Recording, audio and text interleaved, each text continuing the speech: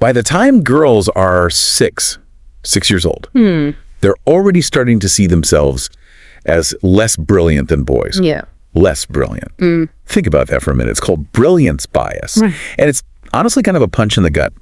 Today, we're unpacking just how deep this bias, and a lot of others, affect women in STEM. It really is alarming, not just how young this starts, this bias taking root, Yeah. how widespread it is, you know? These stereotypes, they're often perpetuated without people even realizing it.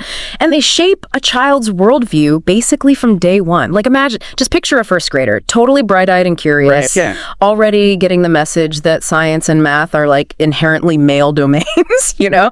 So it's really not surprising that we end up with this big gender gap that we see later on in STEM fields. Yeah, it's almost like we're handing girls this invisible rule book that just limits them right from the start. And it's not just the girls themselves, right? It's parents, teachers, even well-meaning friends and family. It's like everybody's sort of reinforcing these stereotypes without realizing it. You know, I've seen it happen even in my own family. Yeah, no, that's a really good point. I mean, these biases are they're so ingrained in how we think as a society, like woven into the very language we use and the expectations we set. And it's not about blaming anyone. It's about recognizing how these messages, even if they're subtle, they're constant, they chip away at a girl's confidence and really limit her potential. So what do we do? Like, do we just throw out the rule book? I mean, how do you even begin to dismantle something so deeply embedded in our culture? I mean, is there even anything we can do? Oh, absolutely. I mean, there are definitely things we can do. I think the key is early intervention.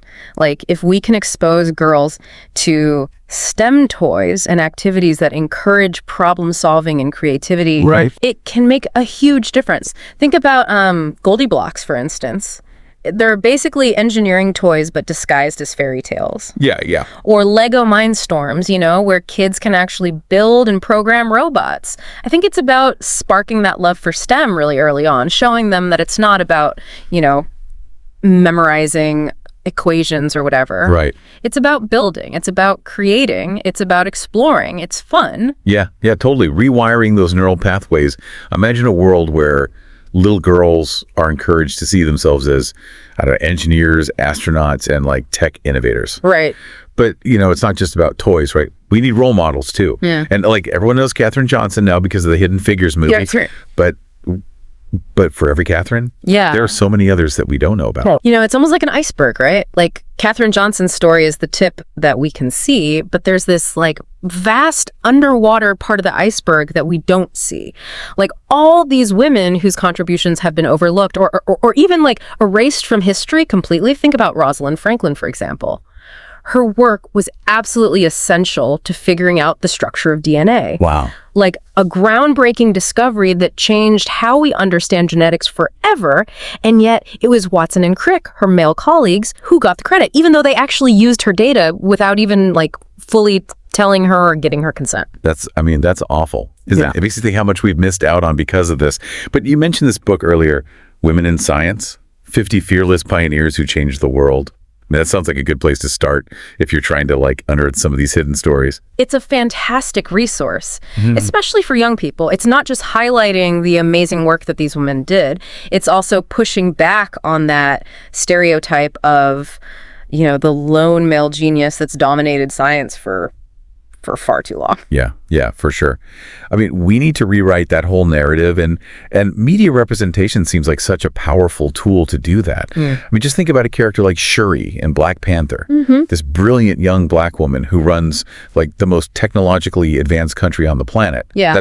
That's a real game changer. Absolutely. The power of seeing yourself reflected in these fields, in these positions. Right. It can't be overstated. You know, when girls see that, it breaks down this whole myth that these fields are only for men. It makes their aspirations seem normal. It plants the seed that, yeah, they can be scientists, engineers, mathematicians, innovators, right. whatever they want to be. Yeah. And it's not just inspiring young girls either, right? It's about changing how everyone sees who can be a scientist or an engineer. We need more women leading research teams, running tech companies, shaping the future of everything, really. Exactly. It's about building a culture where women aren't just included, they're celebrated for what they bring to STEM. And that means challenging this whole confidence gap narrative, too. Okay, now this is where things get interesting and maybe a little bit controversial. I mean, is it really about confidence, or is there something like deeper going on, because what we've been reading seems to suggest that it's not about women lacking confidence.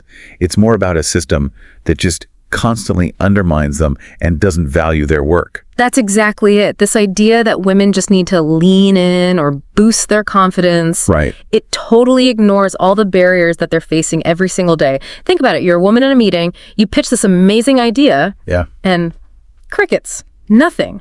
5 minutes later, a guy says the exact same thing.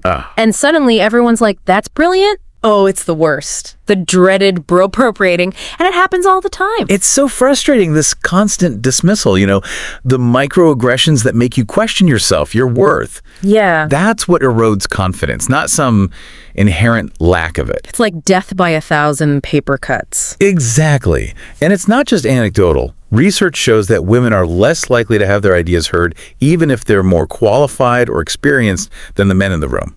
So then what do? Do we call it out every time it happens? I mean, that's exhausting. Calling it out is definitely important, but we need bigger solutions. Like the research mentions amplification tactics, where colleagues, particularly people in positions of power, Right. they actively repeat and credit a woman's idea during a meeting. It seems simple, but it's actually powerful. It's like giving them a megaphone. I like that. But it still feels like we're fighting against this really deeply ingrained bias, no matter what we do. That's why we need to go back to the root of things. Like the technology we're building. Did you know that those early voice recognition systems, like Siri, they were actually better at understanding men's voices? Really? Wow. That's crazy. It's a reminder that if the people building these systems aren't diverse, Right. then their biases, even if they're not aware of them, get baked right into the tech. So we're basically building a future where the machines inherit all our biases Exactly. and just perpetuate inequality on this whole other level. Yeah. And the research brings up Dr. Fei Li, who's a leader in AI research. And she's been saying for years that we need to diversify our data sets and create more inclusive AI. Yeah, I mean, her work is incredible. She's really shown that biased AI isn't just some ethical issue. Right.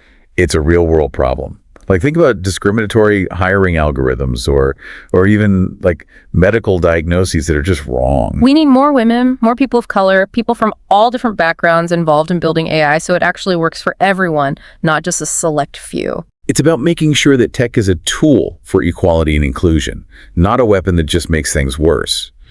And speaking of inclusion, we need to talk about the emotional tax that women in STEM often face. I mean, imagine being the only woman on a robotics team.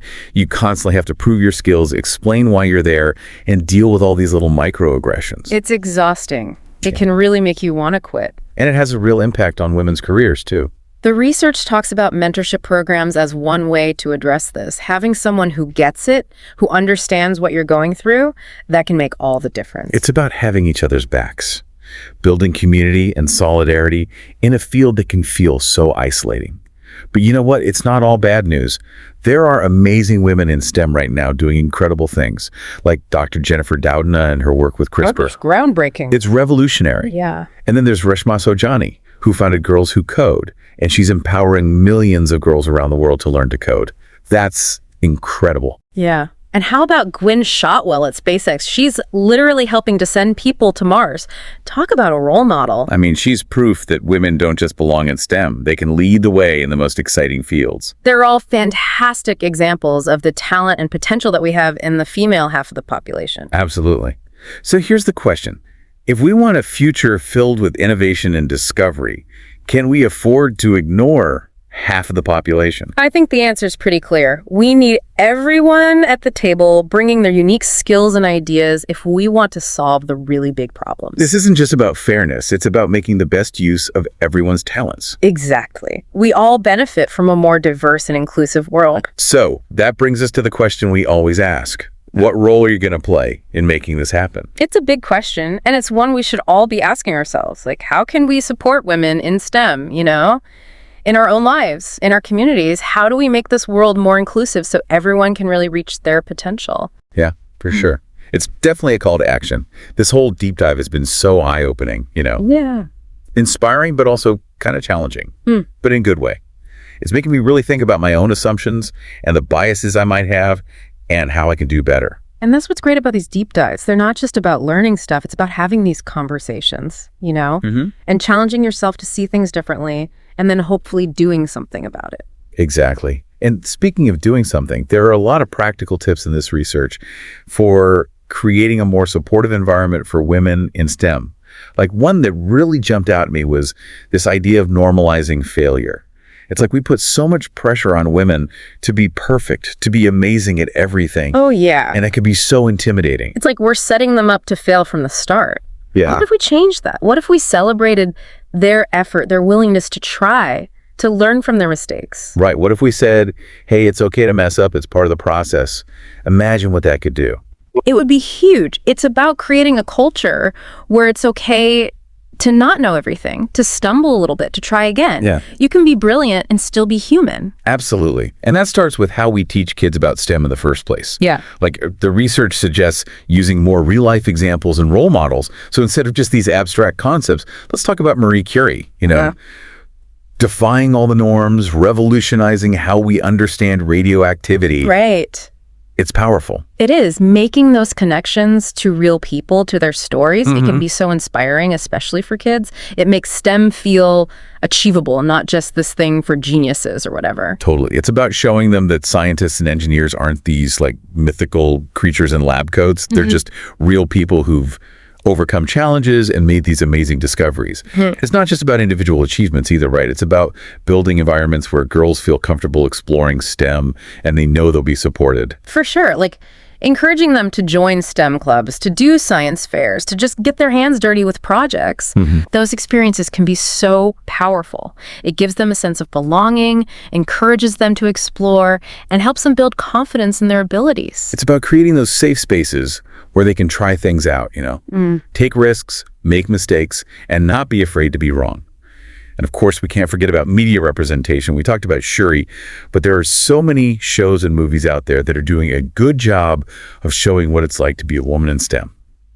The research mentions the Mars generation, which follows this group of teens training to be astronauts. It's so cool. Yeah, I love that one. We need more stories like that, stories that show girls and women, not just as scientists, but as explorers, adventurers. It's about expanding what it means to be a woman in STEM. And it's not just about watching these stories either. It's about supporting organizations like Girls Who Code that are actually out there doing the work to close the gender gap. Yeah, that's where we can all step up, right? By supporting those organizations, whether it's donating, volunteering, or just spreading the word. Exactly. And it's not just about the money either. We can be mentors, we can be role models, we can speak up for women in STEM. We can build a support system, a network where they can connect with each other, learn from each other, and get inspiration from the women who've come before them. Sometimes it's just about believing in them, encouraging them to follow their dreams, reminding them that they can change the world. Absolutely. It's about creating a ripple effect where every little thing we do, every bit of support we offer adds up to a bigger wave of change. And we also need to talk about systemic solutions. Like the research talks about pushing for policy changes that promote diversity in the workplace and really address those deep-rooted barriers that women are up against. Yeah, we can't just rely on individual efforts, right? We need policies that create a more level playing field, like policies that address the pay gap, that make it easier for women to have families and careers, that give them more flexibility. Exactly. It's about creating a culture where women aren't just tolerated, they're valued and supported. A culture where they can thrive and reach their potential without having to fight for it every step of the way. And it's not just about policies. It's about really looking at those underlying biases and assumptions that are causing these problems in the first place. We need to raise awareness, have uncomfortable conversations, and hold each other accountable for creating a more just world. Absolutely. And I think it's important to remember that this isn't just a women's issue, it's an issue for all of us. We all benefit from having more diversity in STEM. We get better innovations, better solutions to the problems we're facing as a planet. It's about recognizing that everyone has something to offer, regardless of gender. Exactly. The future of STEM, and really the future of our world, depends on all of us working together. So we come back to that question, what are you going to do to make that happen? It's a question we need to keep asking ourselves. Individually and as a society, how can we use our voices, our actions, our resources to create a more equitable STEM landscape? What small steps can we take today that will lead to bigger changes down the road? It's a journey, not a sprint, but it starts with each of us taking action. It's a lot, right? It can feel really overwhelming. Like, where do you even start with all this? It's true. It's a big, complicated problem, but the good news is there are things we can all do right here, right now. Okay, so let's talk about that. What are some specific things people can do to support women in STEM, like in their own lives, in their communities? Well, one of the simplest things, but also one of the most important, is just being aware of the language we use. When you hear stereotypes, challenge them. When you see bias, call it out. It's about making people aware of the problem and holding each other accountable. Yeah, be an upstander, not a bystander. Exactly. And then at home, we can encourage girls, all kids really, to explore STEM without putting limits on them. How do we do that? Expose them to different role models, men and women from all kinds of backgrounds. Encourage them to be curious, support them when they're exploring, and celebrate what they do, even the small wins. It's about nurturing that love of learning, that excitement about figuring things out. Yeah, exactly. And in the workplace, we can push for policies that actually support diversity and inclusion. Like what kinds of policies? Things like flexible work arrangements, mentorship programs, making sure hiring practices are fair, and challenging that bro culture that can be so pervasive. It's about building a culture where everyone feels valued and respected, and they know they can contribute. Right. And for women who are already in STEM, my advice would be find your people. Your tribe. Yes. Connect with other women in STEM through organizations, online groups, whatever works.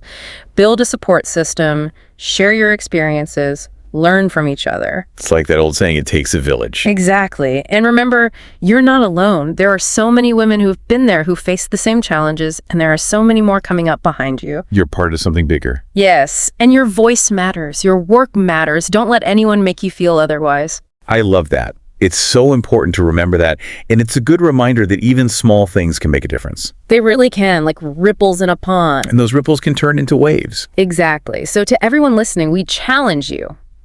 Find your place in this. Whether you're a scientist, a student, a parent, or just someone who wants a better future, you have a role to play. Let's celebrate women in STEM, support them, and work together to create a world where everyone has the chance to succeed. Absolutely. So that wraps up our deep dive into the world of women in STEM. It's been a great conversation. It really has.